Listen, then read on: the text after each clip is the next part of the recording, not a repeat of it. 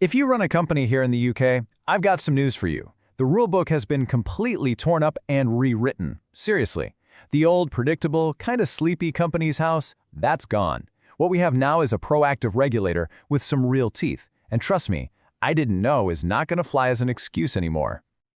And this isn't some scare tactic. Since March 2024, when these new rules started rolling out, thousands and thousands of UK companies have found themselves on the wrong side of the law, a lot of the time without even having a clue. So the big question we're going to dig into today is, could you be one of them? Now, to guide us through this pretty complicated new world, we are going to be diving into an absolutely brilliant breakdown put together by the experts over at My Tax Account. These guys are on the front lines helping businesses just like yours navigate all these changes. They've laid out exactly what you need to know to stay safe, sound, and compliant. So here's the plan. We're going to kick things off by looking at the brand new powers Companies House is now wielding. Then we'll get into the why behind it all. After that, it's all about the practical stuff. What's this about ID verification? What's the deal with your registered address? And this is a big one. What are the new penalties? And don't worry, we'll wrap it all up with a simple action plan so you know exactly what to do. Right, first things first, let's talk about the single biggest change. For as long as most of us can remember, Companies House was, well, it was basically just a big filing cabinet. You'd give them your company info and they'd file it away. Pretty much no questions asked. Well, those days are over. Think of them now as the new sheriff in town, and they are actively patrolling the streets. The difference is honestly like night and day. The old way was all based on trust. They just assumed you were telling the truth. But now they have the power to challenge your information if it looks a bit dodgy. They can flat out reject filings, and they're actively hunting for and removing dodgy data from the register. This isn't just a small update, it's a total rewrite of their job description, from a passive librarian to a very active gatekeeper. So, you're probably wondering, why the sudden, massive change? Well, these powers didn't just come from nowhere. They are the direct result of a huge new piece of law that is shaking up the entire UK corporate world. And understanding this is key because it's the foundation for everything else we're about to talk about. The why all boils down to something called the Economic Crime and Corporate Transparency Act 2023, or ECTA for short. You're going to hear that acronym a lot. Its mission is crystal clear: to clamp down on money laundering, fraud, and all sorts of economic crime, and to make it much harder for criminals to hide behind shell companies. And Companies House, they're now the main enforcement arm for making that happen. Okay, let's get into the nitty-gritty. This is the first major change that's going to affect every single director and person with significant control out there. We're talking about identity verification, and frankly, it's probably the biggest piece of new admin for directors in a very, very long time. So, what on earth is identity verification, or IDV? Put simply, it's a required process to prove you are who you say you are.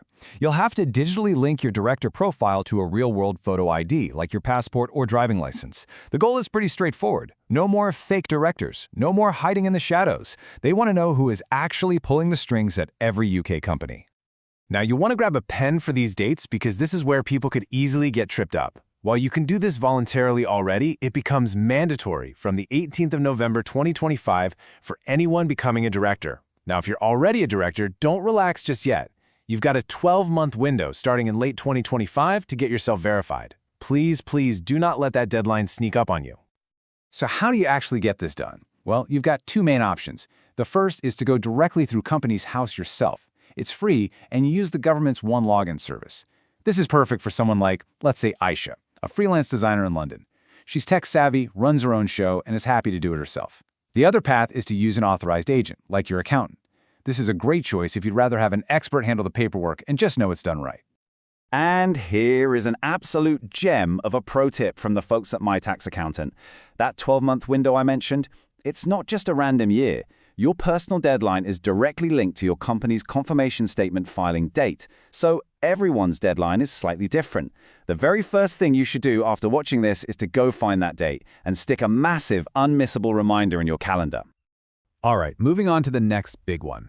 This is all about where your company officially lives, its registered address.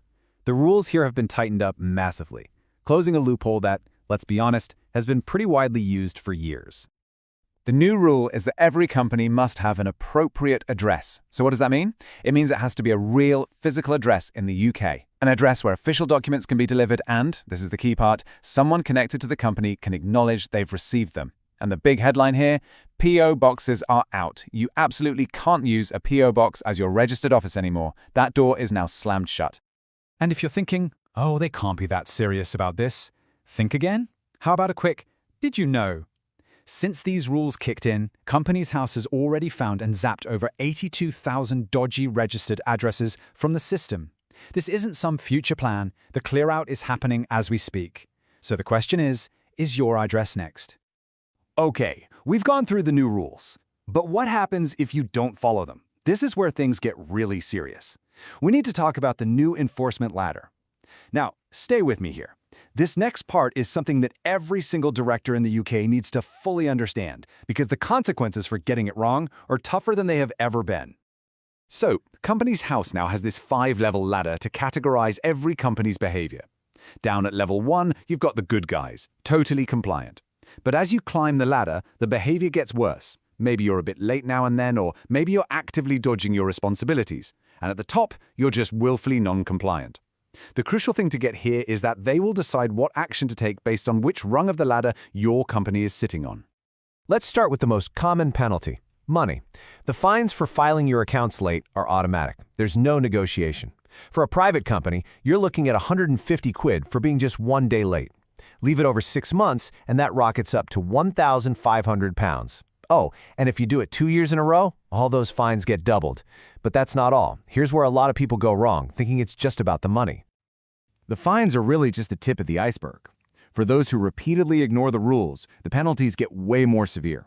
We're talking about a permanent black mark on your company's public record. We're talking about being dragged to court. And for the worst offenders, they can now pursue director disqualification, actual criminal prosecution, or they can just wipe your company off the register altogether. Game over.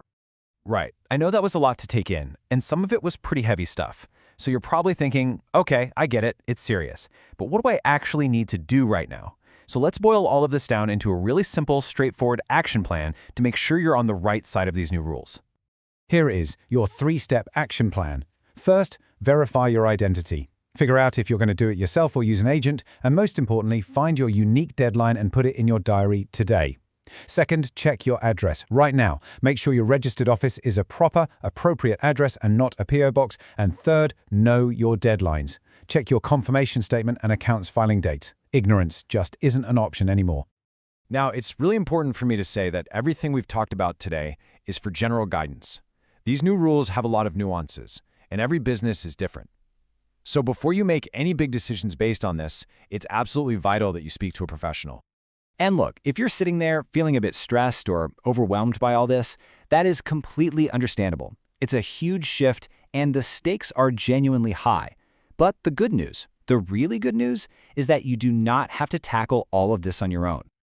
For expert one-to-one advice on how to handle these new Companies House rules, or for help with any of your tax and accounting questions, you can get in touch with the team at My Tax Accountant. They are the experts behind the amazing analysis we've walked through today, and they are ready to help make sure your business stays safe and successful. Their details are right there on the screen. Thanks so much for your time.